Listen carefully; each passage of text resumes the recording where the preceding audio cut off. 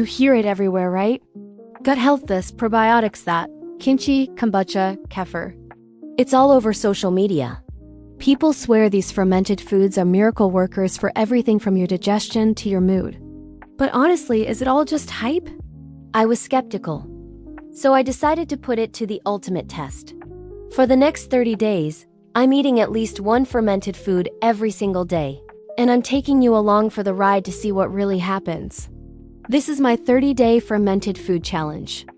Okay, day 1, let's set the baseline. Right now, my digestion is fine, I guess. I get bloated pretty easily, especially after big meals, and my energy levels are like a roller coaster. I'll have a great morning, but by 3 p.m., I'm ready for a nap.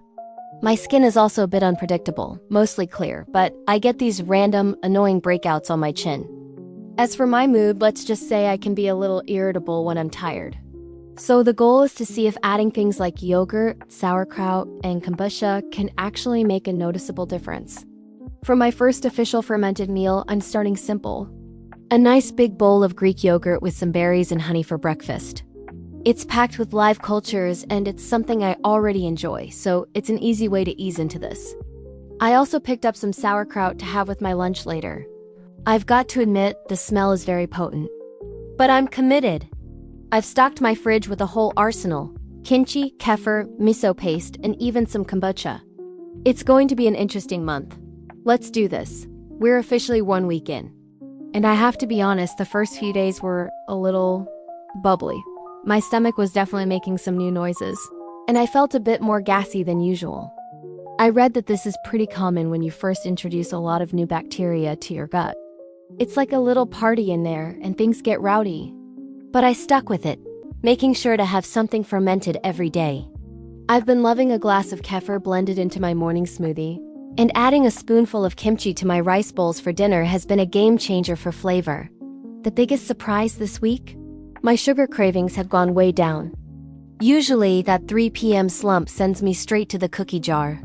But this week, I found myself reaching for a small glass of kombucha instead.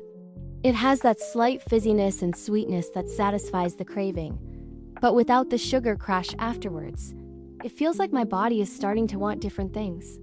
My digestion has also started to calm down after that initial adjustment period.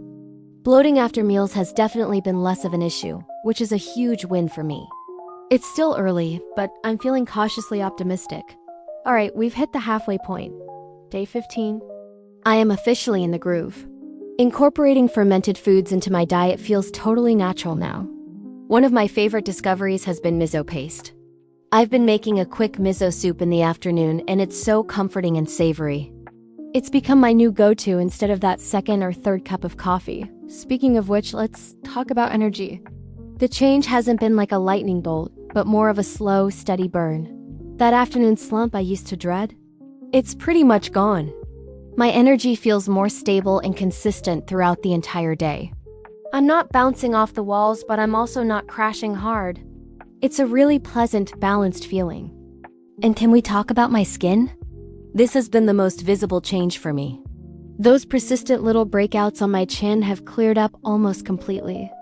My skin just looks brighter and feels smoother. It is wild to think that what I'm eating is showing up on my face like this. I've also been sleeping more soundly. I don't know if it's directly related, but I feel like I'm falling asleep faster and waking up feeling more rested. At this point, I'm no longer skeptical. I'm genuinely excited to see what the next 2 weeks bring. This experiment is turning into a lifestyle change I might actually stick with. We are entering the final stretch, week 4. At this point, I feel like a fermented food connoisseur. I've been getting creative, making my own sauerkraut, which was way easier than I thought, and I even tried making water kefir. It's been a fun culinary adventure. This week, I really started noticing the mental benefits. My mood has felt much lighter. Things that would normally stress me out or make me feel anxious just don't seem to have the same impact. I feel more resilient and clear-headed. It's a subtle shift, but a powerful one. It really makes you think about that gut-brain connection everyone talks about. It's not just a buzzword. It's a real, tangible feeling. My digestion is the best it's been in years. No bloating, no discomfort, just smooth sailing. It's funny how you get used to feeling a certain way, and you don't realize it could be better until you experience the change. I feel less sluggish after eating, which means I'm more productive and present in the afternoons. Honestly, I can't imagine going back to how I felt before.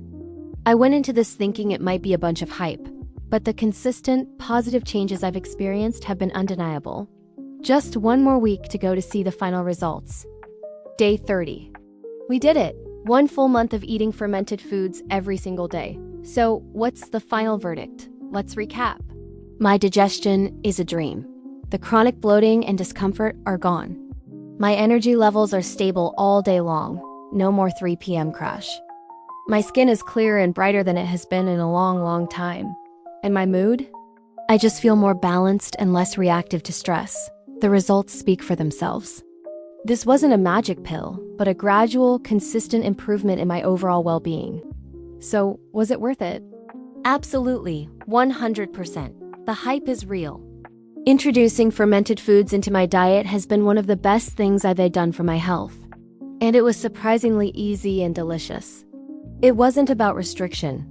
It was about adding something incredibly beneficial to my meals. My biggest takeaway is that small, consistent changes can lead to huge results.